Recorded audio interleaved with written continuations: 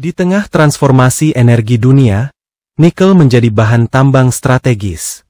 Mobil listrik, baterai penyimpanan energi, bahkan pabrik baja tahan karat. Semuanya bergantung pada ketersediaan logam ini. Indonesia, dengan cadangan nikel terbesar di dunia, menjadi ladang rebutan. Namun, di balik status Raja Nikel Dunia, terdapat kisah eksploitasi yang jarang dibicarakan. Nikel menjadi tulang punggung dari baterai lithium-ion kelas atas. Tesla, Volkswagen, hingga perusahaan baterai di Korea Selatan menggantungkan masa depan mereka pada logam yang kini banyak ditemukan di Sulawesi dan Halmahera. Kebutuhan akan kendaraan listrik dan energi terbarukan membuat harga nikel melonjak tinggi. Hal ini mendorong negara-negara seperti Tiongkok, Jepang, Norwegia, Belanda, Korea Selatan, Taiwan dan masih banyak lagi membentuk kemitraan strategis dengan Indonesia melalui joint venture dan kebijakan hilirisasi.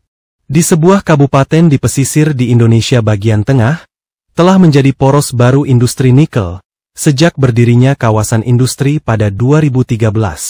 Kawasan ini merupakan hasil kerjasama antara sebuah perusahaan multinasional dan sebuah perusahaan Indonesia.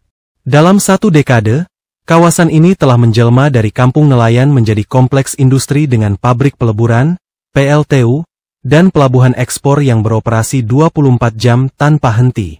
Perusahaan-perusahaan besar seperti pabrik baja, pertambangan, hingga smelter pun mendirikan fasilitas kawasan industri di sana. Dengan luas mencapai 3.000 hektar, kawasan industri tersebut menjadi rumah bagi lebih dari 50.000 pekerja dan menjadi salah satu kawasan industri dengan tingkat pertumbuhan tercepat di Asia Tenggara. Namun, kemajuan ini tidak datang tanpa korban. Sungai-sungai mulai tercemar oleh limbah logam berat. Asap hitam dari tungku peleburan menyelimuti hampir di seluruh langit di kawasan industri itu. Laporan Badan Koordinasi Penanaman Modal, BKPM, pada tahun 2024 mencatat investasi asing langsung di sektor hilirisasi nikel mencapai lebih dari 80 triliun rupiah. Namun, peningkatan modal itu tidak serta-merta memperbaiki kondisi kerja buruh. Banyak pekerja direkrut melalui pihak ketiga, atau dengan sistem outsourcing yang tidak transparan. Pekerja lokal seringkali mendapat upah yang jauh lebih rendah dibandingkan dengan tenaga kerja asing yang dilindungi dengan kontrak langsung dari perusahaan induk. Fenomena ini diperparah dengan sistem kontrak jangka pendek, upah minimum tanpa tunjangan, dan tidak adanya jaminan keselamatan kerja. Waktu kerja bisa mencapai 12 jam sehari, 7 hari seminggu dan tanpa hak cuti yang jelas. Hal terburuknya adalah mengenai sistem pengawasan internal yang lemah dan dominasi perusahaan atas perangkat pemerintahan di daerah, di mana pengaduan dari para buruh seringkali tidak ditanggapi. Ekspansi industri nikel di wilayah ini merepresentasikan ketimpangan global yang dimanifestasikan dalam skala lokal. Negara-negara maju mengamankan rantai pasok energi bersih mereka, namun biaya sosial dan ekologisnya ditanggung oleh komunitas yang tidak pernah diajak berbicara sejak awal. Dalam banyak kasus, masyarakat adat kehilangan tanah mereka tanpa proses konsultasi yang layak. Buruh lokal menjadi penopang industri dengan gaji yang minim dan risiko kerja yang tinggi, sementara perusahaan internasional meraup keuntungan hingga miliaran dolar. Skema kerja paksa terselubung, eksploitasi tenaga kerja asing ilegal, dan kecelakaan kerja yang ditutup-tutupi menjadi pola yang berulang, seolah pembangunan tidak bisa terjadi tanpa pengorbanan manusia. Permintaan terhadap kendaraan listrik, EV, tidak lagi hanya tren masa depan. Ia telah menjadi motor pertumbuhan industri logam saat ini. Permintaan terhadap kendaraan listrik atau electric vehicle tidak lagi hanya tren masa depan. Ia telah menjadi motor pertumbuhan industri logam saat ini. Dengan dukungan kebijakan transisi energi dari negara-negara Eropa dan Asia Timur, mobil listrik diproduksi secara masif.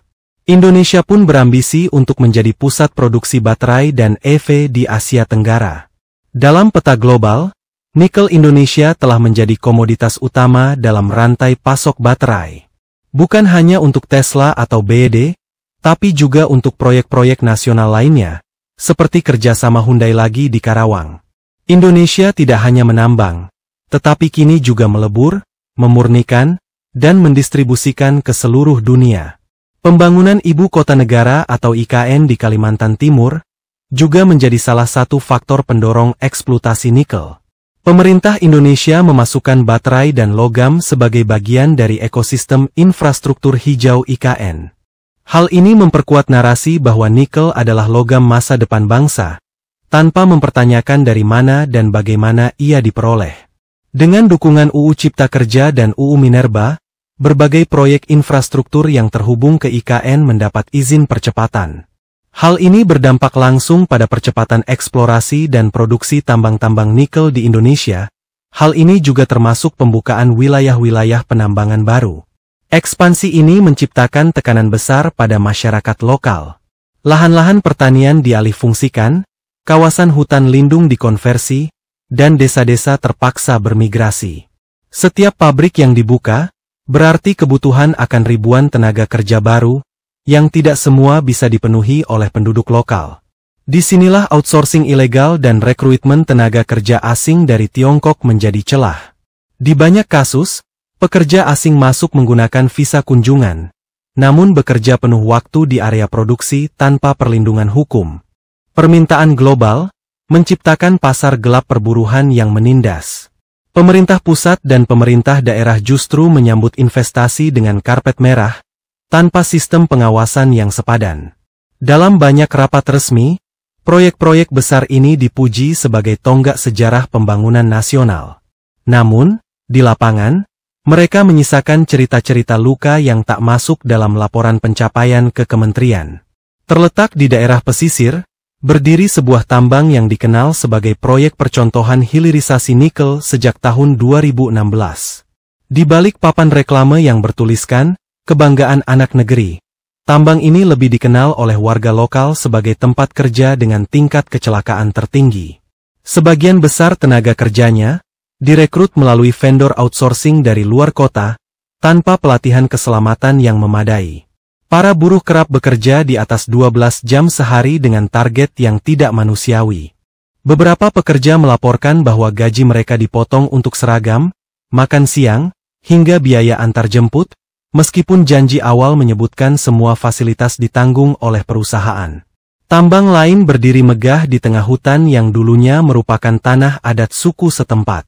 Perusahaan ini, yang mengklaim sebagai joint venture Indonesia-Tiongkok, merekrut ratusan pekerja Tiongkok yang sebagian masuk melalui jalur visa wisata. Mereka tinggal di blok-blok penginapan berpagar kawat tinggi, terpisah dari pemukiman warga lokal. Tambang ini berlokasi sekitar 20 km dari pusat kawasan industri. Tidak semua orang tahu perusahaan ini ada, karena namanya tidak tercatat secara terbuka dalam daftar kontraktor resmi di kawasan industri tersebut, dan alamat legalnya pun terdaftar di Jakarta Barat. Di tambang itu, ratusan buruh bekerja untuknya setiap hari. Mayoritas dari mereka direkrut oleh dua vendor outsourcing yang tak satu pun memiliki izin operasional sebagai penyalur tenaga kerja tambang. Pekerja lokal hanya dilibatkan di tahap awal konstruksi dan keamanan.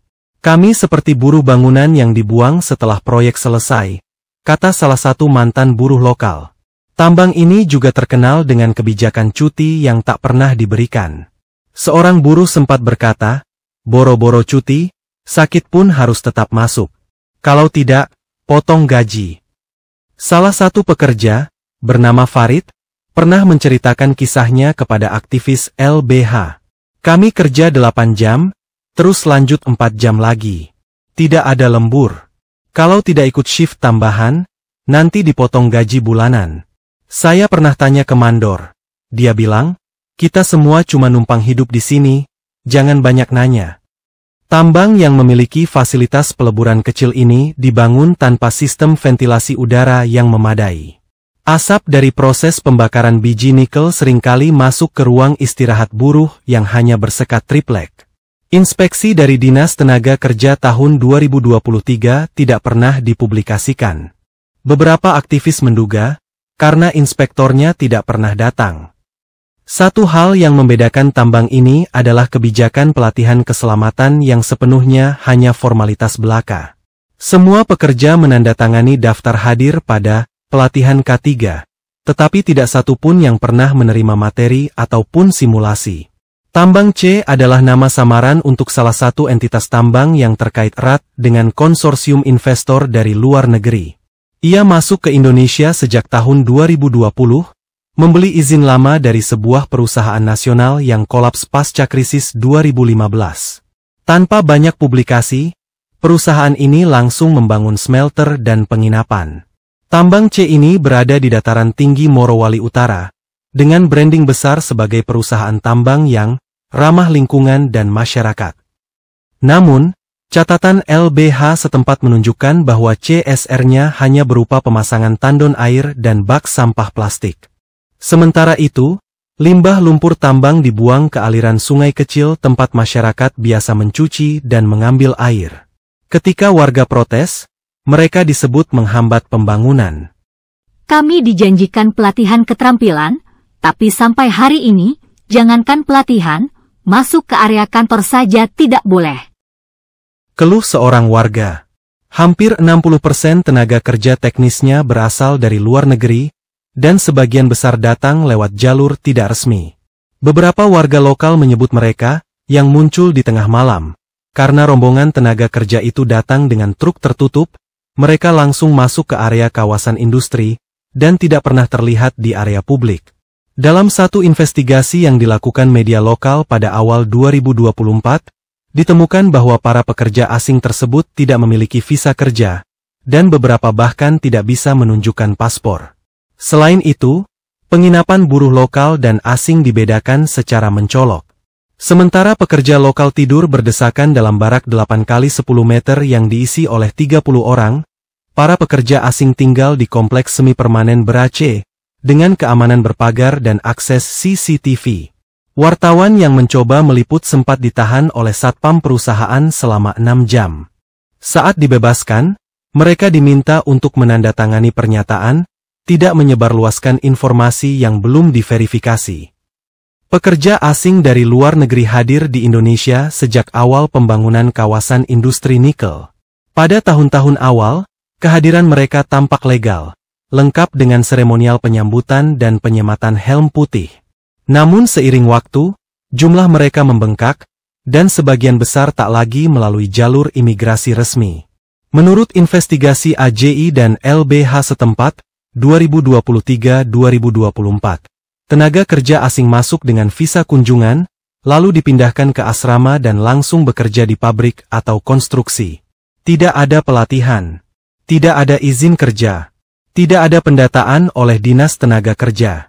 Sebuah sumber dari kantor imigrasi yang tak mau disebutkan namanya mengatakan, banyak dari mereka masuk melalui rekomendasi internal perusahaan. Begitu mendarat di Indonesia langsung naik mobil, tak sempat masuk sistem Siskim. Ada satu nama outsourcing yang kerap muncul. Perusahaan ini tidak terdaftar dalam sistem online OSS milik BKPM, namun aktif merekrut teknisi, operator alat berat, bahkan tukang las dari Tiongkok. Mereka mengirimkan surat undangan kerja palsu yang tampak resmi, lalu mengatur visa kunjungan kelompok sebagai konsultan tambang. Salah satu narasumber mengatakan, jaringan ini bukan rahasia lagi. Bahkan ada calo visa di luar negeri yang khusus menangani paket tambang nikel.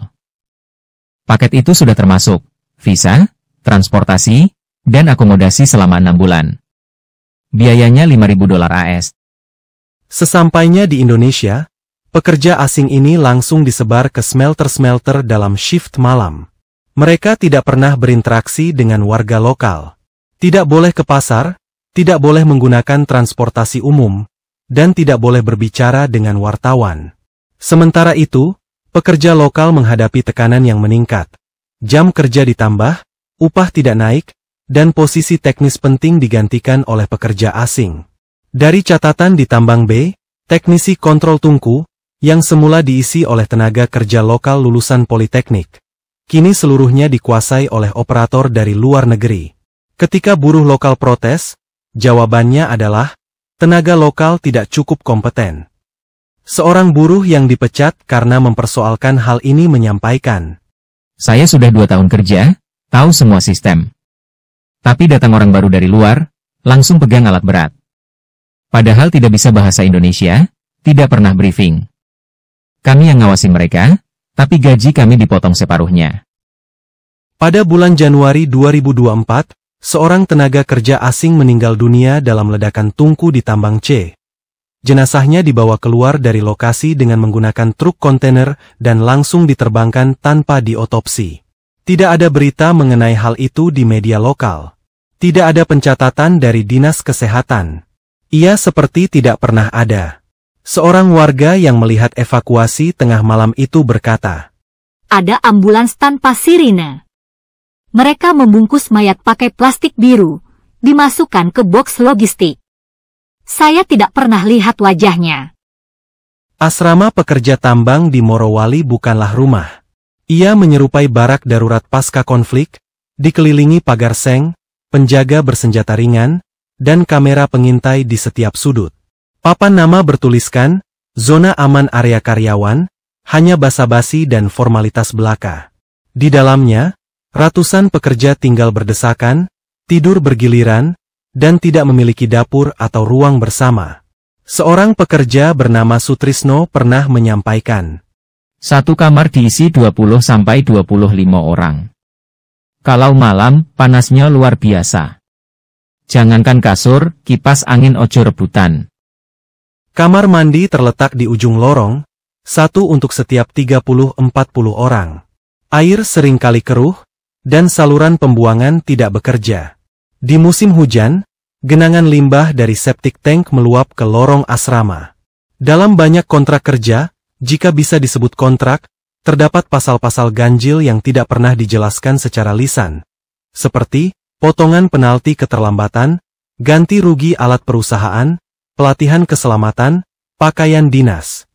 Pada praktiknya, upah para pekerja selalu dipotong dengan berbagai alasan yang berubah-ubah setiap bulannya. Terlambat absen 10 menit. Potong Rp200.000. Helm tidak dikancingkan saat patroli. Potong Rp300.000. Sakit tanpa surat dokter. Potong 2 hari gaji. Berdebat dengan mandor, skorsing tidak dibayar. Salah satu mantan karyawan outsourcing tambang A, bernama Dedi, mencatat sendiri potongan-potongannya selama 5 bulan bekerja. Gajinya yang seharusnya Rp3,8 juta, nyaris tak pernah utuh. Bulan kedua cuma terima Rp1,9 juta. Terima gaji segitu belum buat bayar utang warung, belum kirim ke orang tua. Katanya sih ada potongan pelatihan. Tapi saya nggak pernah ikut pelatihan apapun sejak kerja di sini. Skema pembayaran pekerja di banyak tambang nikel juga tidak transparan. Beberapa dibayar mingguan, tapi dengan sistem cash in hand tanpa slip. Sedangkan banyak lainnya dibayar bulanan, namun dengan sistem tangguhan, di mana 30% dari gaji akan ditransfer pada bulan berikutnya. Beberapa pekerja mengalami keterlambatan sampai 3 bulan. Ketika mereka bertanya kepada HRD, jawabannya selalu, masih dalam proses rekap vendor. Gaji bulan ini masih dihitung dengan lembur. Nanti akan ditransfer bersamaan dengan THR. Namun THR pun sering hilang tanpa jejak. Kami bisa lihat kompleks mereka dari kejauhan. Mereka makan ayam tiap hari. Kami makan tempe yang dikukus 2 kali karena basi. Kata Santi, seorang buruh pengemas makanan. Ketimpangan ini menjadi luka yang terus terbuka. Tidak sedikit pekerja yang mengundurkan diri bukan karena beratnya pekerjaan, tapi karena perlakuan berbeda yang menyakitkan secara psikologis. Pekerja yang protes soal penginapan atau pemotongan gaji bisa dipindahkan tanpa alasan. Ada yang didelegasikan ke vendor lain. Ada pula yang diberhentikan karena tidak loyal. Proses ini sering terjadi tanpa surat resmi, hanya dengan SMS atau perintah lisan mandor. LBH setempat mencatat sedikitnya 79 kasus pemutusan kerja sepihak selama 2023-2024 di 3 kawasan tambang utama.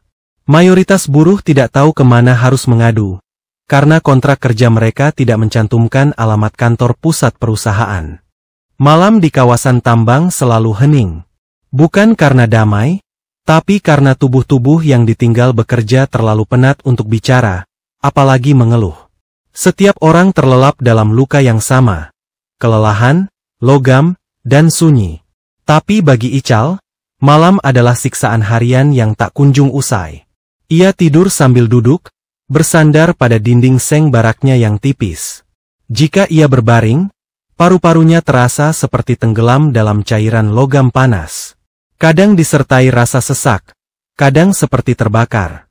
Setiap napasnya terdengar seperti peluit berkarat, serak, tajam, dan menyayat. Bronkitis kronis? Kata petugas klinik tambang. Tapi itu cuma label yang disematkan tanpa tindakan lanjut. Kadang disebut pneumokoniosis, kadang fibrosis paru. Tapi tak ada kepastian selain satu hal. Paru-paru Ical dipenuhi oleh debu halus dan partikel logam, residu dari smelter dan cerobong yang setiap hari mengepulkan racun ke udara. Dulu, ketika awal bekerja, Ical percaya masker akan melindunginya. Asap dari smelter tidak akan menembus masker. Kata dokter perusahaan, enteng. Tapi masker yang dimaksud hanyalah selembar kain sekali pakai. Tipis seperti niat perusahaan menjaga keselamatan buruhnya. Bukan respirator khusus, bukan alat pelindung berstandar industri. Hanya ada kain tipis yang makin lama makin terasa seperti sindiran. Setiap sore, tubuh Ical pulang membawa jejak logam. Bau nikel menempel di kulitnya, di rambut, di pori-pori. Tapi yang paling parah, logam itu kini menetap di paru-parunya. Seiring waktu, tubuhnya kehilangan hak untuk tertawa. Setiap kali Ical mencoba tertawa, ia terbatuk, dan darah ikut menyembur dari mulutnya. Ia bukan satu-satunya. Buruh lain pun mengalami hal serupa. Batuk yang tak kunjung sembuh, dada terasa sesak, napas pendek, tubuh lemas. Ada juga yang kehilangan berat badan secara drastis. Ada yang mendadak pingsan di lorong-lorong pabrik. Ada yang paru-parunya mulai rusak di usia yang belum genap 30. Sebagian hanya mengira itu batuk biasa. Tapi batuk mereka punya bunyi yang berbeda, bunyi yang pelan-pelan membunuh. Penyakit paru-paru buruh tambang nikel seringkali datang diam-diam. Pneumokoniosis, penyakit paru karena menghirup debu mineral dalam waktu lama. Fibrosis paru, jaringan paru yang mengeras, menghambat aliran oksigen. Kanker paru, akibat paparan bahan kimia beracun seperti arsenik dan kromium. Asma kerja, yang dipicu oleh uap kimia atau partikulat logam. Metal fume fever, demam akibat menghirup asap logam, menyerupai flu tapi berulang dan lebih melemahkan. Namun di kawasan tambang, penyakit dianggap sebagai kelemahan, dan kelemahan berarti resiko kehilangan kerja. Maka, buruh seperti Ical terus bekerja. Meski setiap napas adalah penderitaan, dan masa depan mereka berkarat lebih cepat daripada mesin-mesin di pabrik. Ical tahu tubuhnya pelan-pelan hancur. Tapi bagi mereka yang hidup dari upah tambang, bertahan bukanlah pilihan, melainkan kewajiban. Di sisi lain terdapat karyawan bernama Sumiati. Sumiati bekerja di dapur umum kawasan Tambang B, di sebuah ruangan sempit berdinding seng, tempat api, minyak, dan asap bertemu. Setiap hari, sejak pukul 5 pagi, ia berdiri di antara tumpukan sayur, wajan berminyak, dan tabung gas yang sudah lama bocor tapi belum diganti. Uap panas dari kukusan nasi dan minyak goreng bercampur dengan debu tambang yang beterbangan, masuk melalui ventilasi rusak. Sumiati tak pernah diberi alat pelindung. Tak ada masker, tak ada sarung tangan. Dapur itu pengap dan bising, tapi bagi perusahaan, itu bukanlah tempat kerja yang berbahaya. Padahal suhu dalam ruangan dapur bisa mencapai lebih dari 40 derajat. Kadang asap dari smelter menyelinap masuk, tercium bau logam yang menyengat, tajam di hidung, membuat kepala pening dan mata berair. 3 bulan pertama ia masih kuat. Tapi di bulan keempat, tubuhnya mulai memberontak. Menstruasinya jadi tidak teratur, kadang 2 kali sebulan, kadang hilang berbulan-bulan. Ia mulai sering pingsan mendadak saat memasak, tangannya gemetar saat memotong daging, dan sakit kepala menyerang dengan intensitas yang menakutkan, seperti ada paku yang ditancapkan di dalam tengkoraknya, satu persatu. Ketika akhirnya Sumiati memeriksakan diri ke puskesmas terdekat, hasil USG menunjukkan adanya massa padat di dalam rahimnya. Dokter tidak banyak bicara, hanya menuliskan rujukan ke rumah sakit besar di Palu. Kemungkinan tumor. Katanya lirih. Tapi untuk pergi ke Palu, ia butuh biaya. Transportasi, penginapan, serta biaya pemeriksaan lanjutan. Perusahaan hanya memberinya Rp150.000, uang yang bahkan tidak cukup untuk menutup ongkos pulang pergi. Tak ada cuti sakit, tak ada bantuan lanjutan. Manajemen berkata singkat. Kalau tidak kuat kerja, kamu akan diganti dengan yang lainnya. Sumiati tak pernah berangkat ke rumah sakit. Rujukan itu diselipkannya di balik baju dalam, lusuh dan nyaris robek oleh waktu.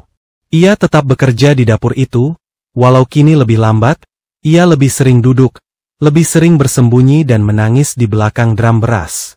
Sakitnya bukan hanya karena tumor di rahim, tapi juga karena ketidakadilan yang menetap.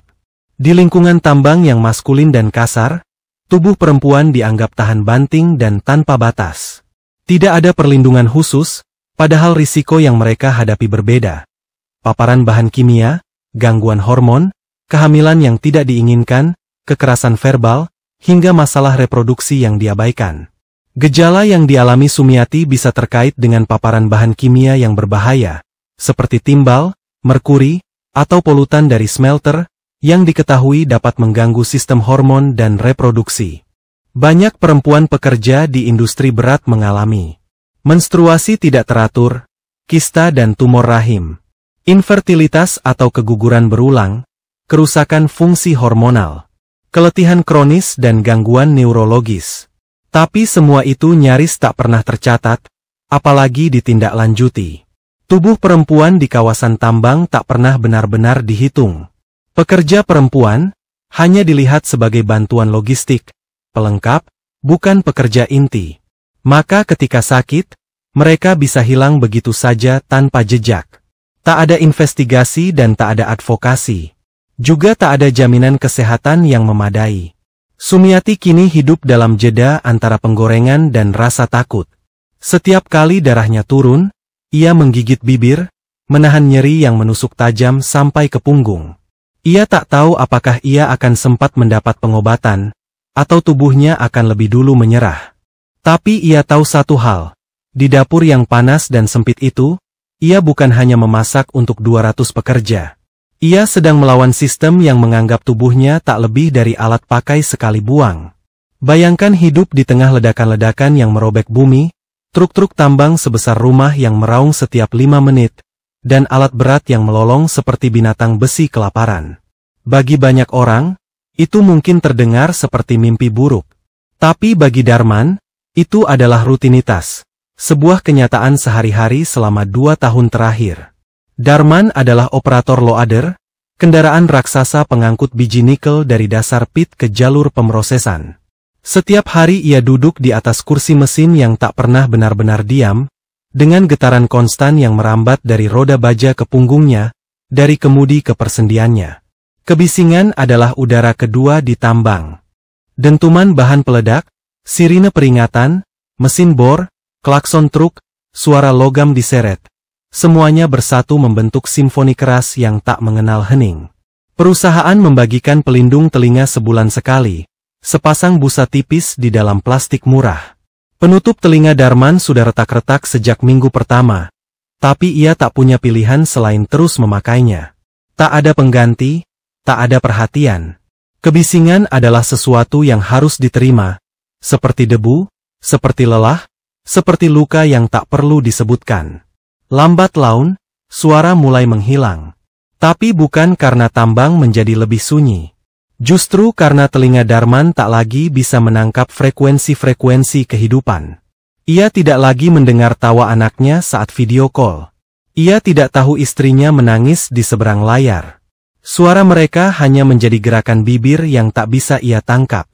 Yang tertinggal di telinganya hanyalah dengung konstan, seperti serangga mati yang terus bersarang di kepalanya. Ia sering terbangun di malam hari karena merasa tanah masih bergetar. Tapi tidak ada alat berat yang lewat. Tidak ada truk.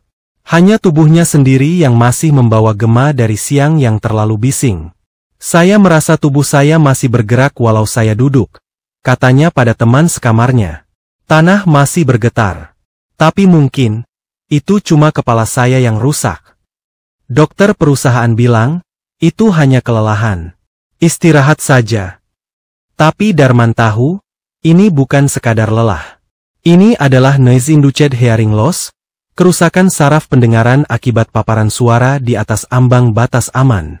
Ini adalah efek kumulatif dari hari-hari yang terlalu keras, terlalu kasar, dan terlalu sunyi bagi tubuh manusia. Tak ada pemeriksaan audiometri berkala. Tak ada pelatihan tentang bahaya getaran jangka panjang. Darman juga mulai merasakan nyeri di persendiannya, mati rasa di ujung jari, dan hilangnya keseimbangan sesekali, tanda-tanda awal vibration induced neuropathy, atau gangguan saraf akibat getaran berkepanjangan. Di dinding klinik karyawan tambang A, tersimpan data yang tidak pernah dibicarakan dalam rapat produksi.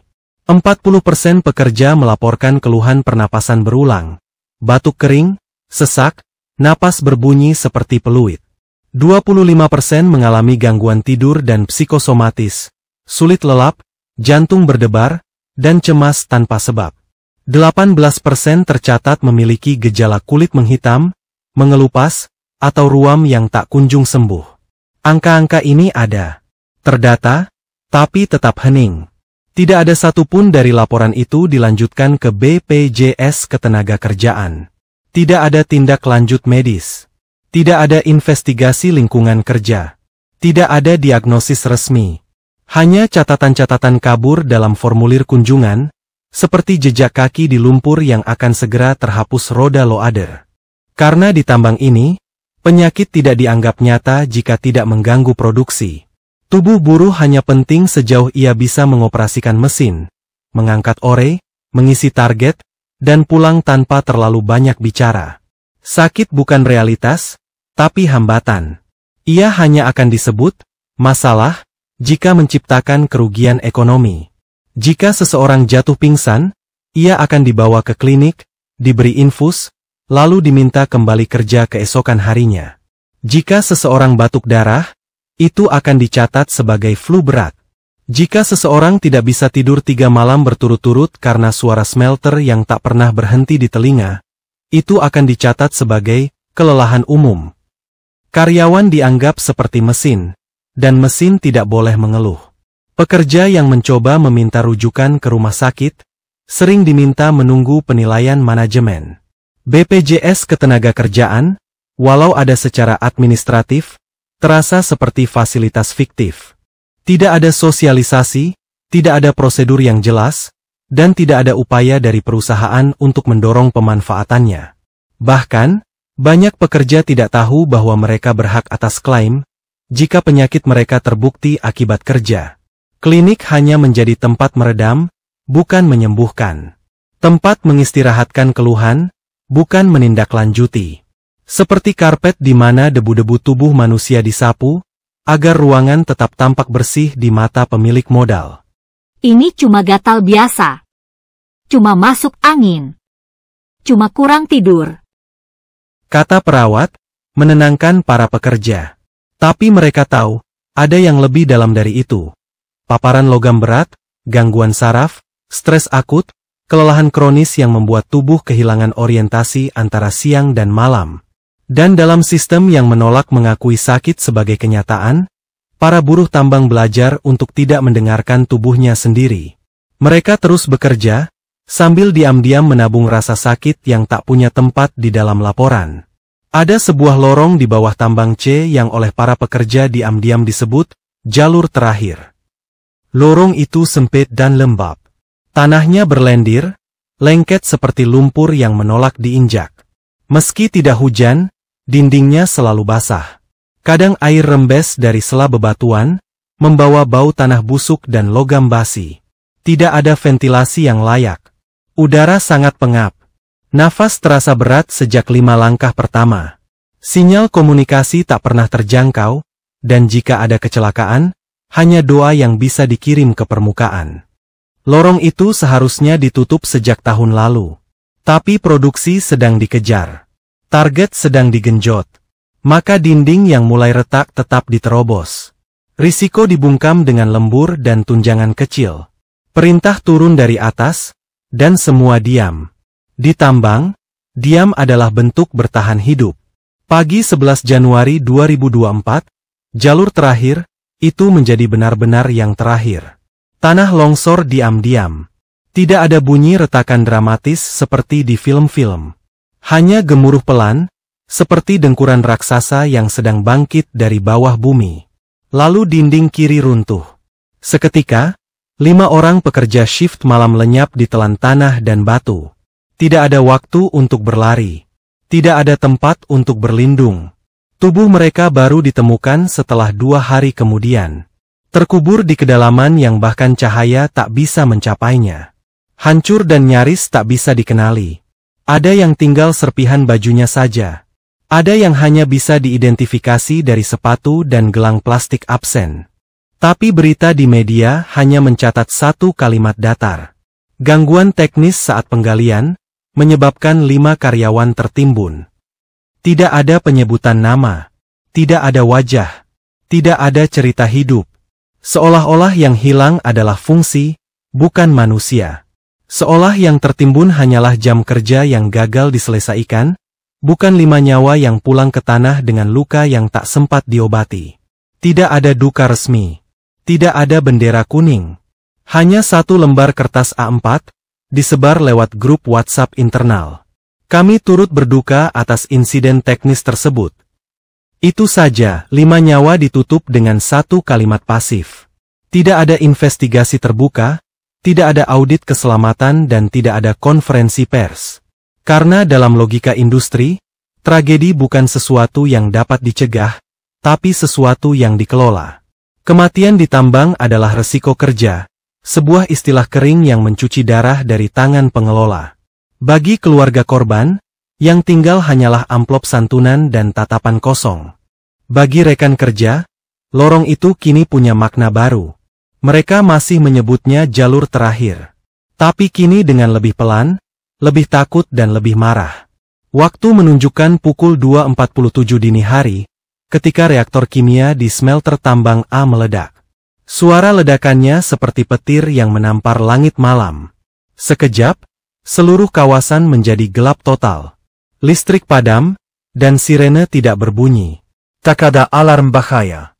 Hanya bau logam panas dan jeritan yang terdengar seperti daging disayat besi panas. Tangki berisi asam sulfat bocor dan menyembur ke segala arah. Cairannya membakar kulit, merusak mata, dan menguap menjadi kabut yang menggantung di udara.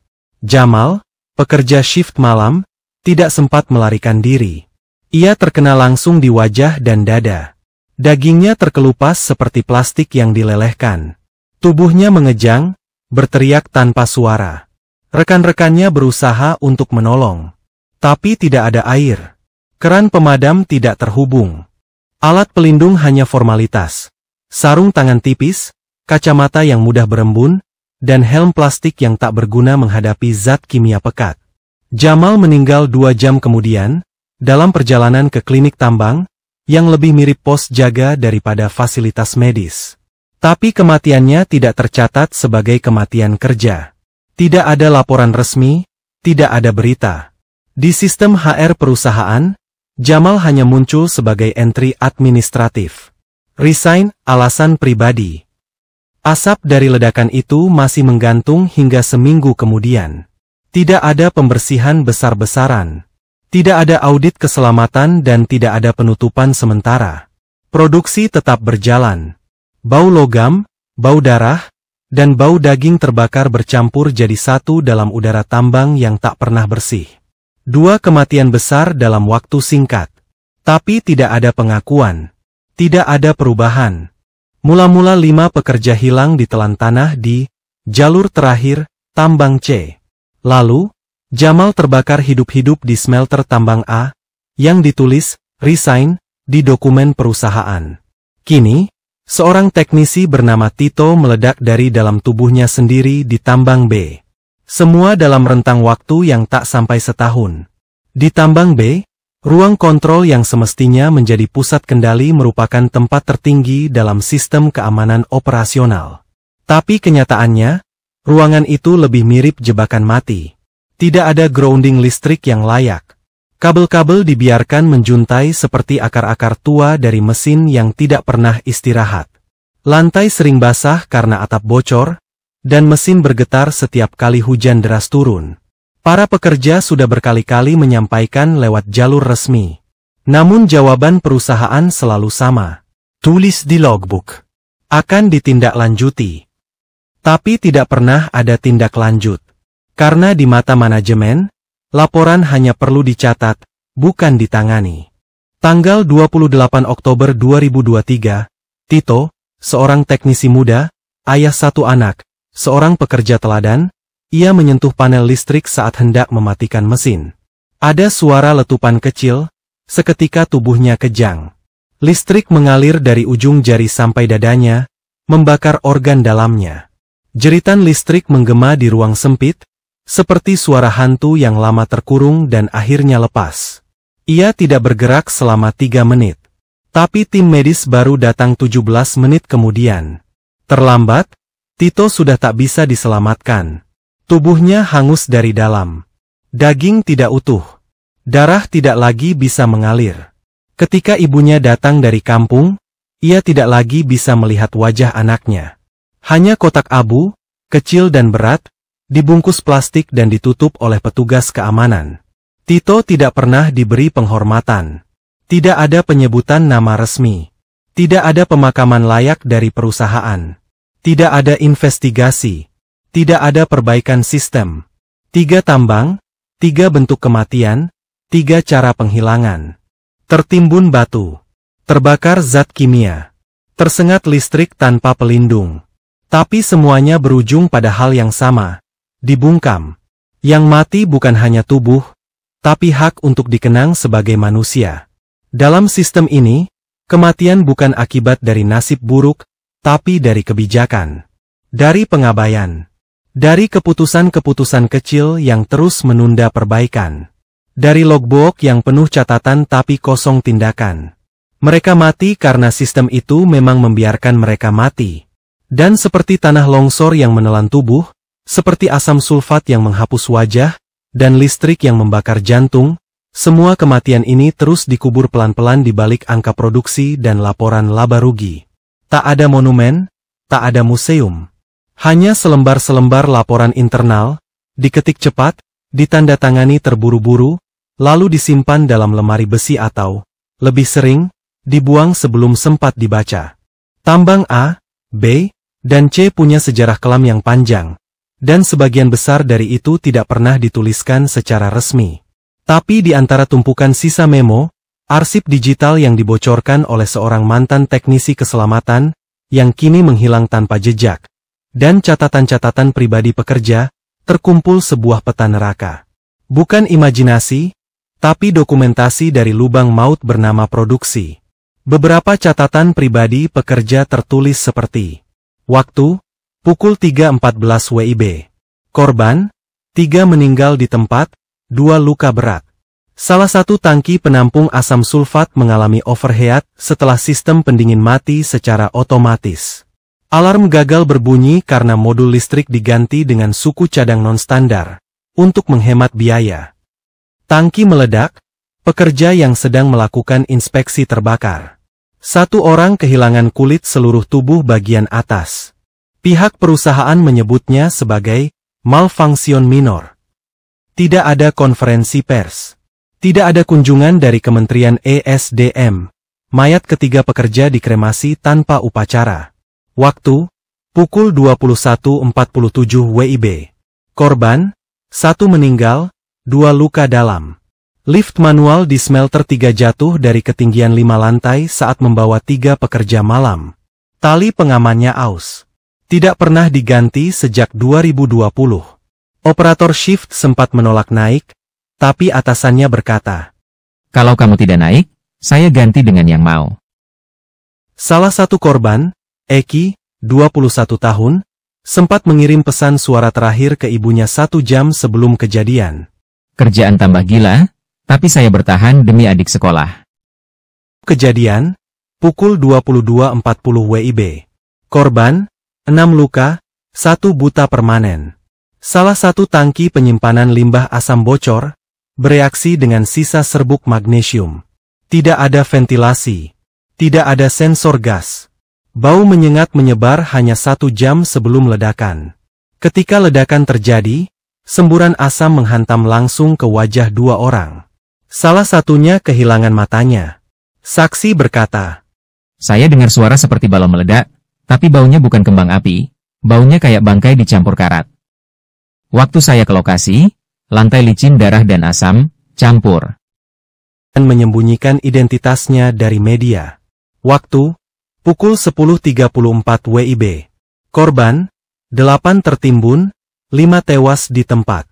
Menara silo tua yang digunakan untuk penampungan sementara biji nikel, runtuh saat sedang diisi karena kelebihan kapasitas. Struktur baja sudah berkarat, sambungan baut kendur, dan sempat diperingatkan oleh teknisi asing yang dipecat 2 hari setelah mengirim laporan. Saat ambruk, para pekerja tidak punya waktu untuk lari. 5 orang tewas seketika. 2 lainnya meninggal dalam evakuasi. Kami menggali pakai tangan karena alat berat datang terlambat. Ada 1 anak, bagian badannya masih hangat waktu kami tarik. Tapi napasnya sudah tidak ada, kata narasumber yang kini sudah resign. Waktu, pukul 15.10 WIB. Korban, 7 tertimbun, 4 tidak ditemukan. Sore itu hujan deras. Pekerja sudah memperingatkan bahwa dinding penahan tanah di jalur 9 retak. Tapi laporan tidak sampai ke manajer shift karena jaringan mati. Meski begitu, aktivitas penggalian tetap dilanjutkan. Dalam hitungan detik, lereng setinggi 20 meter runtuh. Tumpukan tanah, batu, dan logam menelan 7 orang. 4 dari mereka tidak pernah ditemukan. Nama mereka kemudian dihapus dari data karyawan aktif. Orang tua salah satu korban datang dari luar daerah.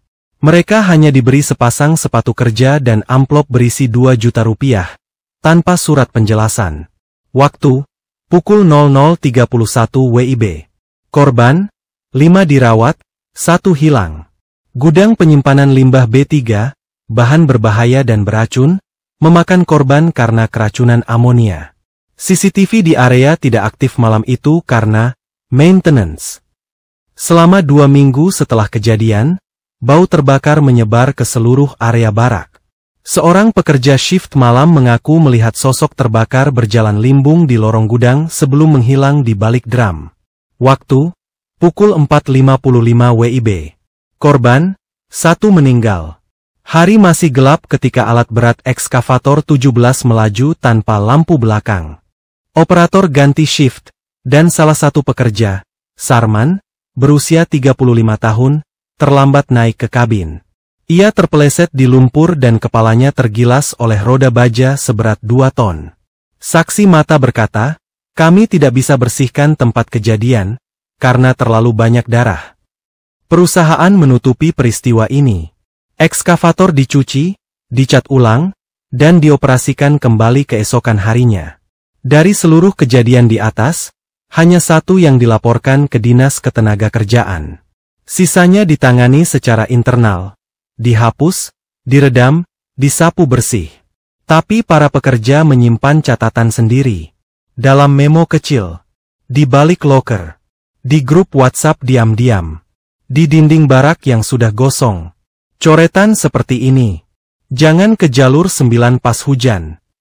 Tangga smelter 2 licin, sudah ada 2 korban. Jangan pakai lift di malam hari, kalau mesin bunyi 3 kali, lari. Dan doa sunyi mereka setiap malam. Tuhan, apakah besok saya masih bernapas? Malam itu, ponsel tua milik Bu Ratna berdering 3 kali. Bukan dari anaknya, Dion, seorang teknisi kren di tambang B, tapi dari nomor asing yang hanya menyisakan pesan pendek. Segera ke tambang. Dion mengalami kecelakaan. Gak ada ucapan bela sungkawa dan gak ada kejelasan maupun yang menjemput di bandara. Hanya udara asin dan kabut dari cerobong tambang yang tak pernah tidur. Ketika akhirnya dia tiba di barak, petugas HRD hanya menyerahkan sebuah kantong plastik, sepatu Dion, ponsel rusak, dan ID card yang masih basah oleh darah.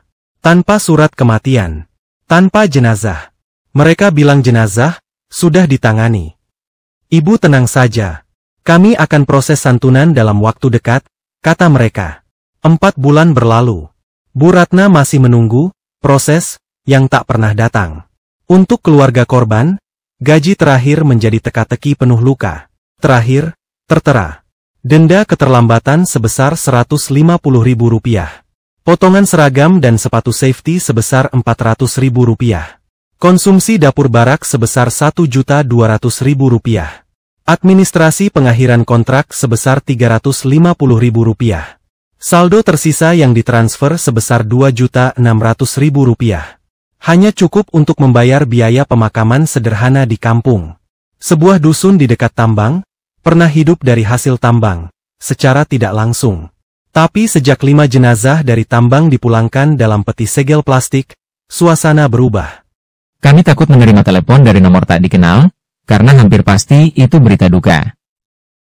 Anak-anak yang ayahnya meninggal di tambang kini putus sekolah. Ibu-ibu bekerja di sawah tanpa alat, karena penghasilan utama telah pergi. Satu keluarga bahkan menjual ladang untuk membayar utang koperasi, utang yang diambil mendiang anak mereka untuk beli sepatu kerja.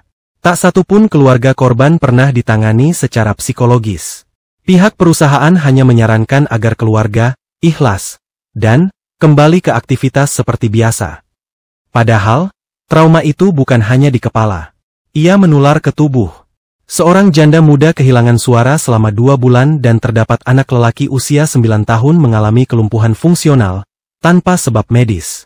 Seorang ibu berhalusinasi melihat anaknya berdiri di pinggir dapur setiap senja. Dalam surat pengantar dari klinik perusahaan tertulis, tidak ada gangguan medis yang signifikan. Tapi mereka lupa, luka tak selalu berdarah. Sebagian keluarga mencoba jalur hukum. Mereka mengirim surat ke Kantor Kementerian Tenaga Kerja, Dinas Energi dan Sumber Daya Mineral Provinsi, bahkan ke kantor pusat perusahaan di Jakarta dengan balasannya sama yaitu diam. LBH setempat mencatat 17 kasus kematian pekerja tambang nikel antara 2022-2024 yang tidak pernah ditindaklanjuti secara hukum. Semua upaya kompensasi macet di tengah jalan birokrasi. Beberapa aktivis mencoba memasang poster wajah para korban di pagar tambang. Wajah Dion, Firman, Eki dan Sarman. Tapi malam berikutnya, poster-poster itu dilepas petugas keamanan. Di sekitar wilayah konsesi tambang nikel Morowali, jalanan besar terbentang seperti urat besi. Lampu strobo menyala sepanjang malam. Setiap menit, nikel bergerak. Dari bukit, ke smelter, ke pelabuhan, lalu ke luar negeri. Ribuan ton logam mendapat prioritas. Tapi manusia, terutama yang tidak berseragam tambang, tidak. Hanya 5 km dari gerbang utama tambang A, di sebuah dusun kecil. Setiap musim hujan, dusun ini berubah jadi kubangan besar. Lumpur setinggi mata kaki. Jalanan tanah liat yang bergelombang dan penuh batu tajam. Tidak ada drainase. Tidak ada aspal. Tidak ada tanda bahwa kawasan ini pernah masuk rencana pembangunan daerah. Warga dusun tidak pernah memprotes. Mereka terlalu lelah. Tapi mereka bertanya, pelan, hampir seperti berbisik.